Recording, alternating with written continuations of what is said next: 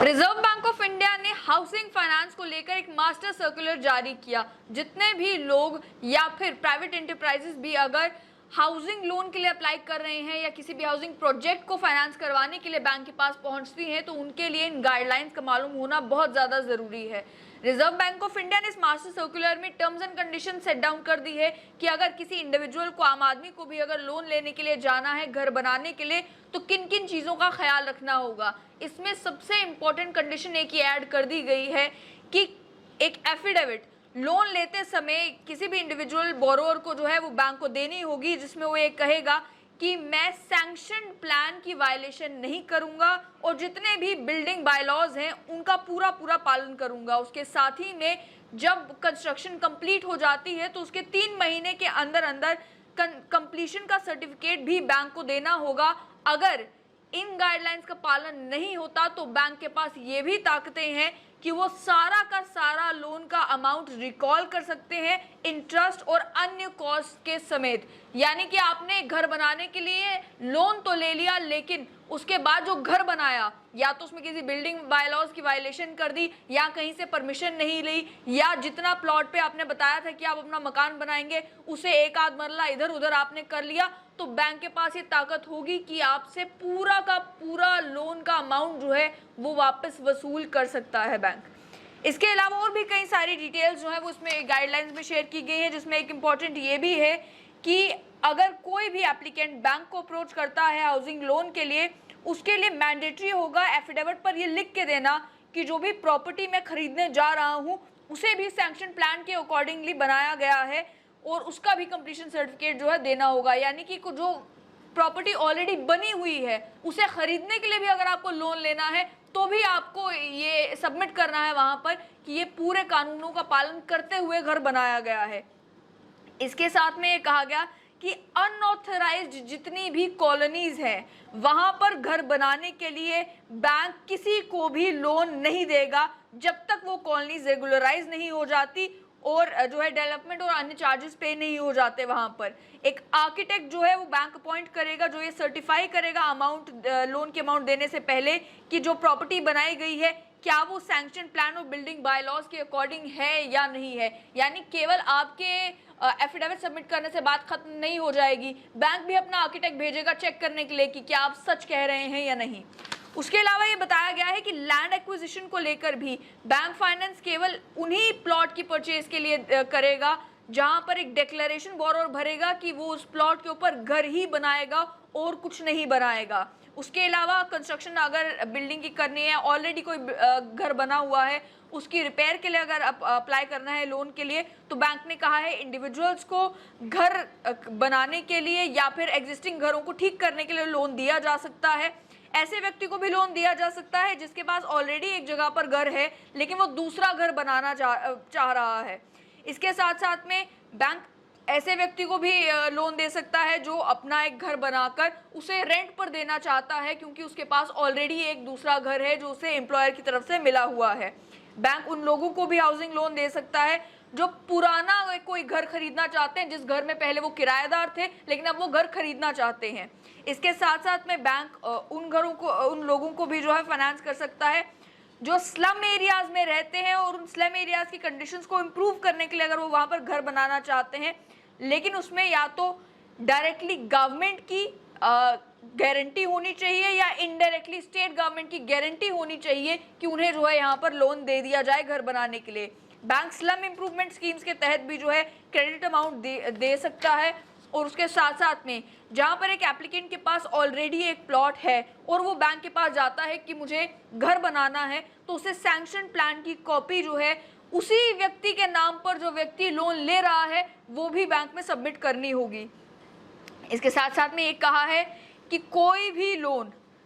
ऐसे लोगों को ना दिया जाए जो जिस समय हाउसिंग लोन के लिए अप्लाई करते हुए ये मेंशन करते हैं कि उस घर को वो कमर्शियल पर्पसेस के लिए भी इस्तेमाल करेंगे। यानी कि आपने जब अपना प्लान बताया बैंक को कि मैंने यहाँ पर घर बनाना है और उसमें आप मेंशन करते हैं कि इस घर के ही अंदर मैंने एक बुटीक भी खोलनी है, इस घर के ही अंदर मैं अपनी ये बेकरी भी खोलना चाहता हूँ, तो किसी भी ऐसी रेजिडेंशियल प्रॉपर्टी को अगर कमर्शियल पर्पसेस के लिए इस्तेमाल करने की बात अगर बोरोअर करता है तो उसे लोन नहीं दिया जाएगा। इसके साथ साथ में कहा गया है कि बैंक्स एडिशनल फाइनेंस भी दे सकते हैं, जहां पर ऑलरेडी एक घर के फाइनेंसिंग के लिए उन्होंने लोन दिया हुआ है लेकिन उसमें कुछ एडिशनल रिपेयर करने की जरूरत पड़ती है या कोई ऑल्टरेशन करनी पड़ती है तो सप्लीमेंट्री फाइनेंसेस भी दिए जा सकते हैं।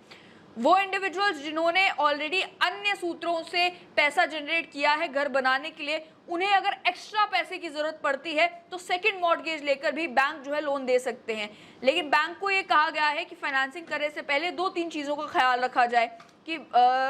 ये जो फाइनेंसिंग एडिशनल दी जा रही है ये किस वजह से दी जा रही है, और साथ ही में जो ओनर्स है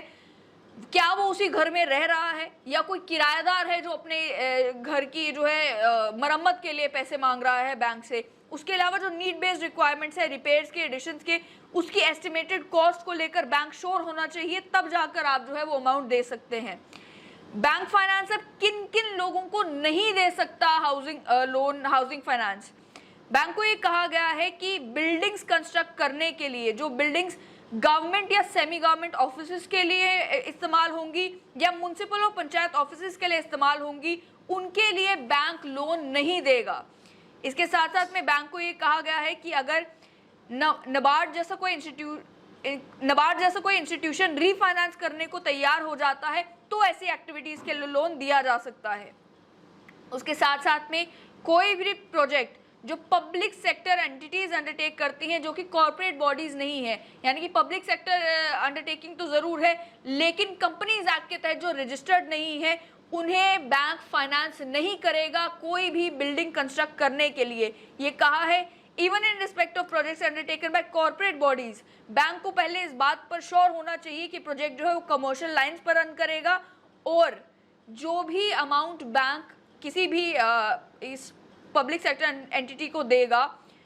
उसे इंश्योर करना है कि उसके लिए ऑलरेडी कोई बजट में अमाउंट एलोकेट नहीं हुआ होना चाहिए।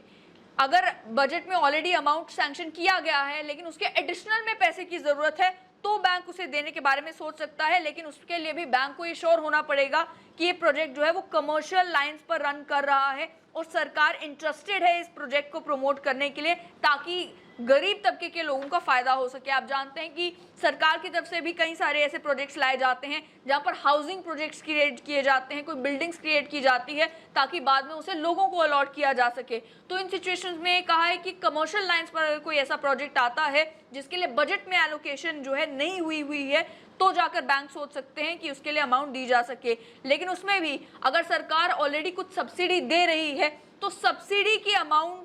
के बाद जो अमाउंट बचता है उस अमाउंट को बैंक जो है लोन की शक्ल में दे सकता है। सब्सिडी की जो अमाउंट होगी उसे इंक्लूड नहीं किया जाएगा फिर उस टोटल में। फिर ये कहा गया है कि बैंक पहले भी सैंक्शन टर्म लोन्स देता था कॉर्पोरेशंस को, जो सरकारी कॉर्पोरेशन भी होती थी, जैसे स्टेट पुलिस हाउसिंग कॉर्पोरेशन हो गया, रेजिडेंशियल क्वार्टर बनाने के लिए ताकि उन क्वार्टर्स को बाद में एम्प्लॉयज को दिया जा सकता। लेकिन इसमें ये सोचा जाता था कि जो बजटरी एलोकेशन होगी उसके हिसाब से लोन की अमाउंट को रीपे किया जाएगा। लेकिन अब ये कहा है कि क्योंकि इन प्रोजेक्ट्स को कमर्शियल लाइंस पर रन होता हुआ नहीं माना जा सकता, कमर्शियल प्रोजेक्ट नहीं माना जा सकता, इसके चलते बैंक्स को ऐसे मामलों में भी लोन नहीं देना है। यानी कि स्टेट पुलिस हाउसिंग कॉर्पोरेशन अगर, या इसी तरीके से जम्मू कश्मीर में अगर देखा जाए तो कोई भी ऐसे सरकारी विभाग अगर क्वार्टर्स बनाना चाहता है, बिल्डिंग्स कंस्ट्रक्ट करना चाहता है, बाद में उसे अपने एम्प्लॉयज को देना चाहता है, तो उसके लिए भी उन्हें बजट एलोकेशन का वेट करना होगा। बैंक उन मामलों में लोन नहीं दे सकता। अब बात आ गई लैंड डेवलपमेंट की। किसी भी इलाके में बंजर जमीन पड़ी हुई है, कोई कॉलोनी नहीं है, उस जमीन को अगर हाउसिंग कॉलोनी में डेवलप करना है या उस जमीन को अगर इस तरीके से डेवलप करना है कि लोग वहां पर अपना मकान बनाना चाहे, तो उसके लिए भी ये कहा गया है कि बैंक्स केवल पब्लिक एजेंसीज को फाइनेंस कर सकते हैं, प्राइवेट बिल्डर्स को लैंड डेवलपमेंट के लिए पैसा नहीं दिया जा सकता। इसमें ये कहा गया है कि उसमें इंफ्रास्ट्रक्चर डेवलप करना, वाटर सिस्टम अलाउ करना, ड्रेनेज बनाना, सड़कें बनाना, इलेक्ट्रिसिटी वहां तक पहुंचाना, इन सब कामों के लिए टर्म लोन्स दिए जा सकते हैं। लेकिन उस प्रोजेक्ट को भी 3 सालों के अंदर अंदर पूरा किया जाना चाहिए ताकि बैंक फंड्स को रिसाइकल किया जा सके ऑप्टिमम रिजल्ट्स के लिए। इसमें भी ये कहा गया कि बैंक के पास एक बोर्ड अप्रूव्ड पॉलिसी होनी चाहिए कि उस प्रॉपर्टी को वैल्यू किस तरीके से किया जाएगा, क्या कोलैटरल लिए जाएंगे, इसको लेकर बोर्ड अप्रूव्ड पॉलिसी होनी चाहिए और प्रोफेशनल क्वालिफाइड इंडिपेंडेंट वैल्यूअर जो है उसकी वैल्यू लगाने चाहिए। इसके साथ साथ में ये कहा गया कि वैल्यूएशन ऑफ लैंड अगर करनी है फाइनेंसिंग के लिए, लैंड एक्विजिशन के लिए, तो बैंक्स को जितनी भी पब्लिक एजेंसीज हैं उन्हें पैसा देना है, पहले तो प्राइवेट बिल्डर्स को पैसा नहीं देना लैंड एक्विजिशन या डेवलपमेंट के लिए, और उसमें भी कंप्लीट प्रोजेक्ट होना चाहिए। यानी कि ये नहीं कि पब्लिक एजेंसीज ने केवल कह दिया हम केवल यहाँ पर सड़क बनाएंगे तो उसके लिए हमें पैसा दे दिया जाए। सड़क, इलेक्ट्रिसिटी, वाटर सिस्टम, ड्रेनेज, पूरा प्रोजेक्ट लेकर जब जो है पब्लिक एजेंसीज आती हैं बैंक के पास, तभी जाकर पैसा दिया जा सकता है लैंड डेवलपमेंट के लिए। और उसमें भी जो फाइनेंस की कॉस्ट होगी, यानी जो फंड्स दिए जाएंगे उसकी cost, acquisition price plus development cost होनी चाहिए, यानी लैंड एक्वायर करने में कितना पैसा लगा और उसके बाद वहां पर ये सारी चीजें बनाने में कितना पैसा लगेगा। प्राइम सिक्योरिटी जो लिया जाएगा वो करंट मार्केट प्राइस, यानी जमीन की कीमत कितनी है उस हिसाब से वैल्यूएशन लगाई जाएगी और करंट मार्केट प्राइस को ही जो है वो कंसिडर किया जाएगा। इसके अलावा हाउसिंग बोर्ड्स और अन्य एजेंसीज को टर्म लोन्स देने के बारे में कहा गया है कि healthy housing finance system create करने के लिए बैंक्स को इन एजेंसीज की पास्ट परफॉर्मेंस भी देखनी होगी। चाहे कोई स्टेट लेवल हाउसिंग बोर्ड्स हो या अन्य एजेंसीज हो, देखना होगा कि पहले इन्होंने कौन कौन से प्रोजेक्ट किए हैं, क्या ये रेगुलर पेमेंट करते रहे हैं या नहीं, और बेनिफिशियरी से रिकवरी करने में क्या ये जो है अभी तक सक्सेसफुल रहे हैं या नहीं, लोन इंस्टॉलमेंट्स बेनिफिशियरी से ये लेते रहे हैं या नहीं। ये सारी चीज़ें ध्यान में रखकर ही फाइनेंस किया जाएगा किसी भी हाउसिंग बोर्ड या अन्य एजेंसी को। प्राइवेट बिल्डर्स के मामले में भी अब कुछ गाइडलाइंस जो हैं वो दी गई हैं। पहली गाइडलाइन ये कि कमर्शियल बैंक्स प्राइवेट बिल्डर्स को कमर्शियल टर्म्स पर क्रेडिट दे सकती है, लेकिन एक एक प्रोजेक्ट के हिसाब से, केवल प्लॉट खरीदने के लिए, केवल लैंड एक्विजिशन के लिए पैसा नहीं दिया जा सकता। ये भी कहा गया है प्रोफेशनल बिल्डर्स का भी एक रोल होता है इस एंटायर हाउसिंग मार्केट में,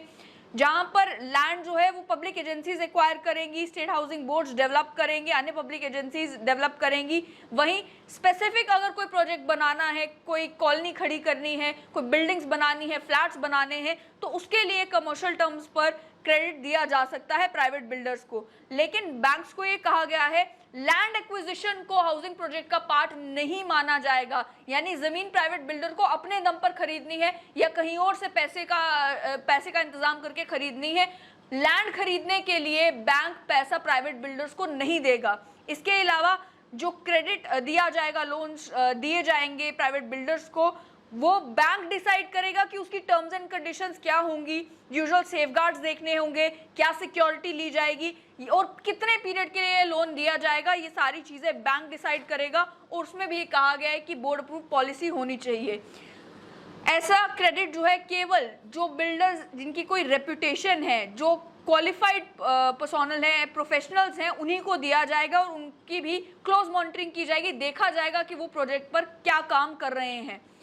उसके साथ साथ में ये कहा है कि प्राइस जो बेनिफिशियरी से चार्ज करेंगे, क्योंकि अक्सर इन प्रोजेक्ट्स में होता है कि कोई भी प्राइवेट बिल्डर अगर कहीं पर फ्लैट्स बना रहा है तो उन फ्लैट्स को कंस्ट्रक्शन के साथ साथ में वो बेच देता है, ताकि जो बेनिफिशियरी है जिसने वो फ्लैट खरीदना है उससे भी वो अमाउंट चार्ज कर सके। इसमें कहा है कि ये इंश्योर करना है कि जो प्राइवेट बिल्डर बेनिफिशियरी से पैसे चार्ज कर रहा है उसमें कोई स्पेक्यूलेटिव एलिमेंट ना हो, एक फिक्स प्राइस हो कि इतना ही प्राइस आपने खरीदना है। ये नहीं कि हमारी बिल्डिंग की कॉस्ट अगर बढ़ेगी तो हम आपसे एक्स्ट्रा पैसे चार्ज करना शुरू कर देंगे, अगर हमारी कंस्ट्रक्शन डिले हो जाती है तो हम फ्लैट के एक्स्ट्रा पैसे चार्ज करना शुरू हो जाएंगे। ये सब कुछ भी जो है इसका ख्याल बैंक को रखना है।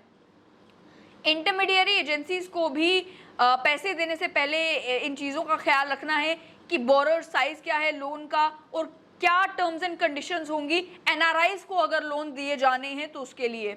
किसी को भी हाउसिंग लोन देने से पहले बैंक्स को ये भी इंश्योर करना है कि जिस समय प्रॉपर्टी की वैल्यूएशन की जा रही हो तो उसमें स्टैम्प ड्यूटी, डॉक्यूमेंटेशन और बैंक के अन्य चार्जेस को इंक्लूड नहीं करना है। हालांकि ये कहा गया है कि जहां पर प्रॉपर्टी की कीमत 10 लाख से कम है वहां पर स्टैम्प ड्यूटी और अन्य चीज़ों की जो कॉस्ट है, जैसे cost of house, dwelling unit, documentation charges, उन्हें इंक्लूड किया जा सकता है एलटीवी रेशो कैलकुलेट करने के लिए। इसके साथ साथ में ये भी कहा गया कि कई सारे बैंक्स ने innovative housing schemes, loan schemes निकाली हुई हैं, जिसमें कोई भी बिल्डर अगर कोई प्रोजेक्ट लेकर आता है तो उसे अपफ्रंट सारा का सारा लोन का अमाउंट डिसबर्स कर दिया जाता है। ऐसी स्कीम्स का नाम ये बताया गया कि 80-20, 75-25 इस तरीके की स्कीम्स हैं जहां पर बैंक, बिल्डर और जो बायर है उसके बीच में एक अरेंजमेंट होता है, डिसाइड होता है कि किस तरीके से प्रोजेक्ट कंप्लीट किया जाएगा और लोन की अमाउंट कैसे वापस की जाएगी। इन मामलों में भी ये कहा गया है कि इसमें रिस्क बहुत ज़्यादा बढ़ जाता है कि लोन की रिकवरी शायद ना हो।